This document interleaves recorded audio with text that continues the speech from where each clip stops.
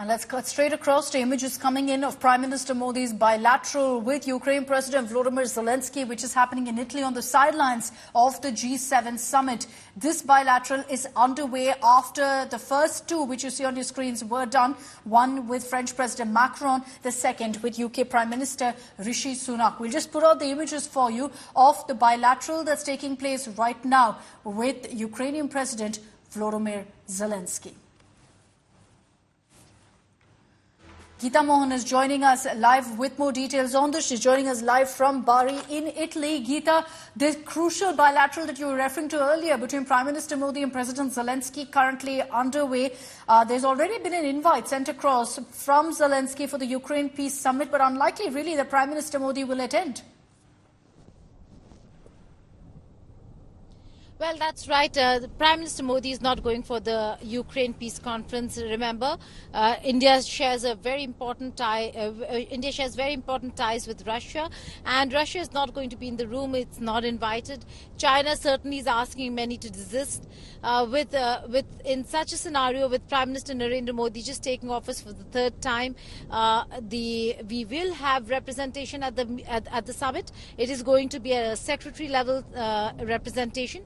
But Prime Minister Narendra Modi meeting with President Zelensky itself goes to show the importance he's attaching to bringing about peace in the region. Having said that, Akshita, there's a reaction coming in from none other than Russian President Putin himself after the $50 billion aid that has now been pledged for Ukraine and a security pact for the next 10 years with the G7 countries. The Russian president says we are close to point of no return. He has launched a massive attack on the West, and it is clear that this war is going to be a prolonged one.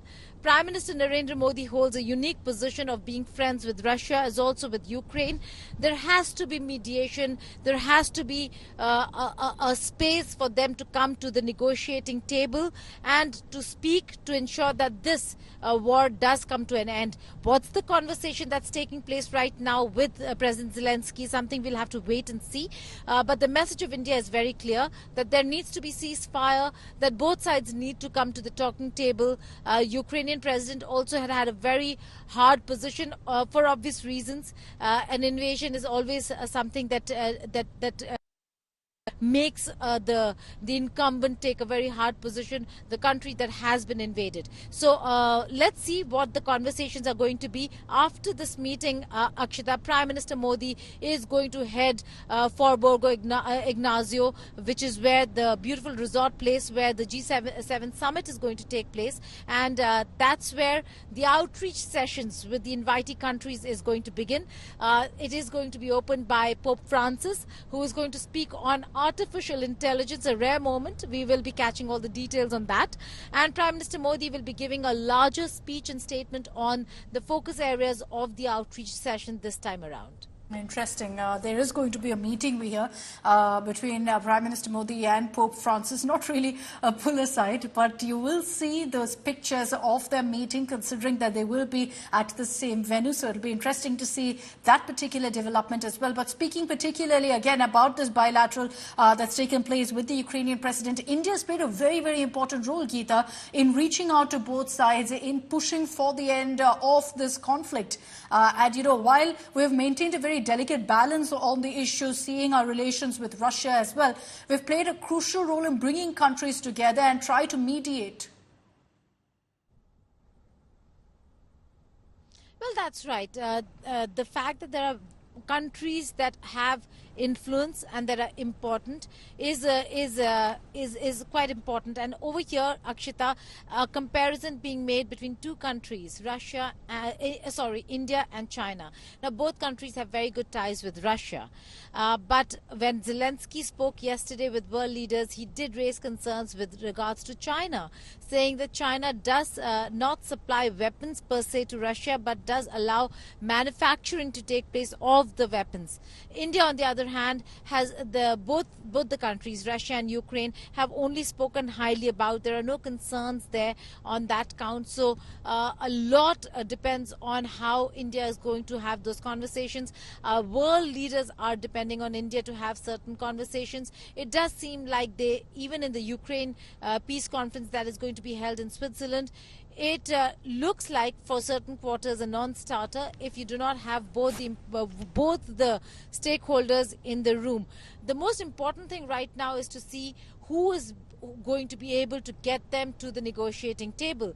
For Meloni, it's going to be an important one to see what comes in the what's in the outcome document. See, the G20 is a difficult one because Russia and China are in the room, and they do ensure that the outcome document is diluted. Although this time around, credit to India and India's presidency, they had a very strong document. But in the G7, these countries are not there. So it is going to be a strong statement, but will that translate into any difference on the ground is the big question. Is the power of G7 waning? These are critical questions, Akshita, that we will be looking into and delving deep into the waning power of the G7 and the importance and the growing stature of India. All right. Thanks very much, Geeta, for joining us with all of those details, with your insights really on what's expected to be the takeaways of the G7. We'll keep connecting with Geeta to get you all of the action coming in from Bari in Italy, a beautiful coastal town in South Italy, which is where right now all of the biggest world leaders currently are. Prime Minister Modi will be a part of the G7 summit event. It's officially kicked off already in Italy's Borgo Egnazia in the country's Puglia region.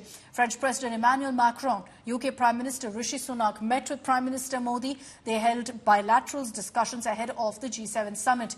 Now, Prime Minister Modi met first with the French President Emmanuel Macron, and this bilateral took place in Puglia. The warmth between the leaders was very clear as they hugged it out and then shook hands, welcoming each other. Remember that President Macron was here in India just a few months ago as a Republic Day guest. Prime Minister Modi then in the second bilateral met with another very close friend, UK Prime Minister Rishi Sunak. The leaders held a bilateral again in Puglia just before the G7 summit event.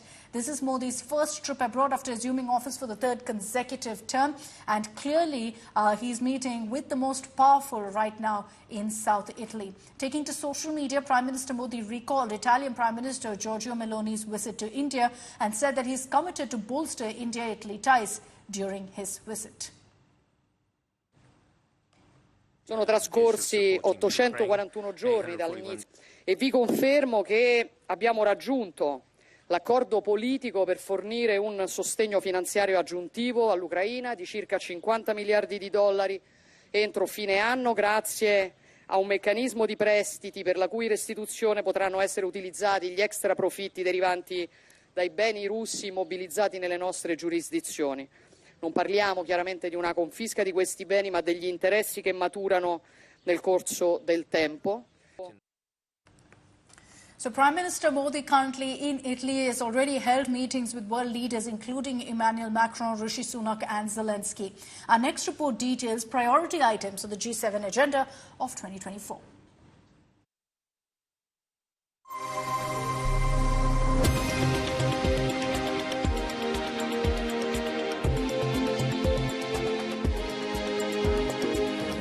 On his first foreign tour after returning as the Prime Minister, Narendra Modi is attending the G7 summit in Italy.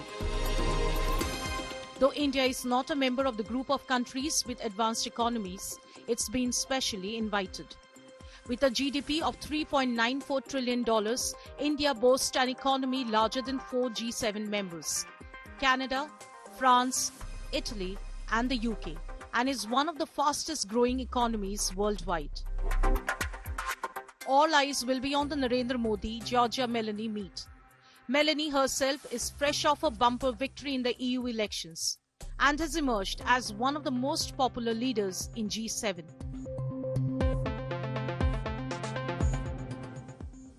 As the summit kicked off in Puglia, Meloni's Namaste greeting for global leaders is breaking the internet.